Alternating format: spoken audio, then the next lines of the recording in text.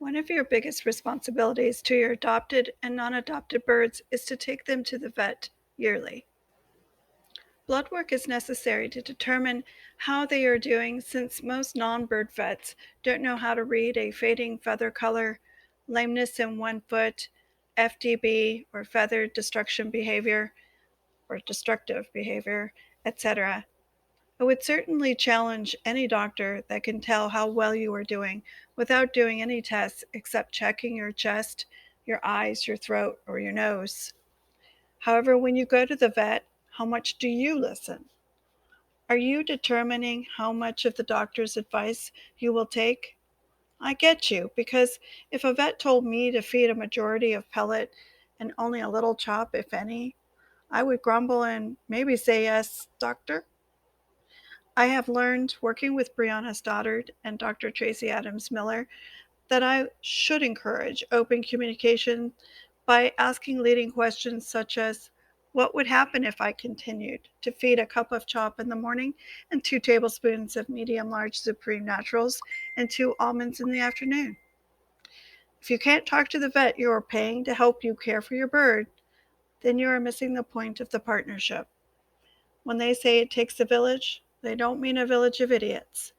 They mean a village of professionals that do this for a living, including behavioralists such as Laura Joseph, nutritionists like Jason Crean, and your bird experienced vets such as Georgia Vets, Dr. Tracy Adams Miller, Dr. Julia Hill, Dr. Birchfield, and Dr. David Martinez Jimenez.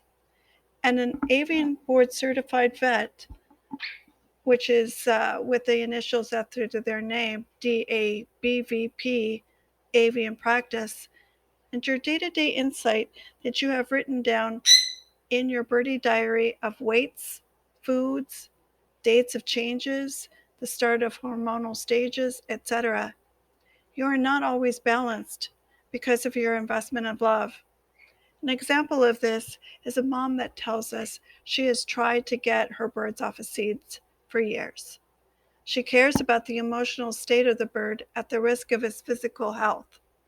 So, things to do to make vet visits smoother is believe in the profession of the physical care for your bird. If you have biases that you think vets are in it for the money, that is something you need to deal with, but not at the expense of your bird's health. If you think you should be able to figure out how things work with birds by treating them like human babies, that is something you need to deal with, but not at the expense of your bird's mental health and early death. If you just feed them pellets and fresh water with an occasional apple, grape, nut, nutriberry, etc., thinking that feed producers will only provide healthy pellet for your bird, you are believing this at the expense of your bird. It isn't an option to love them to death. That isn't your right as a guardian.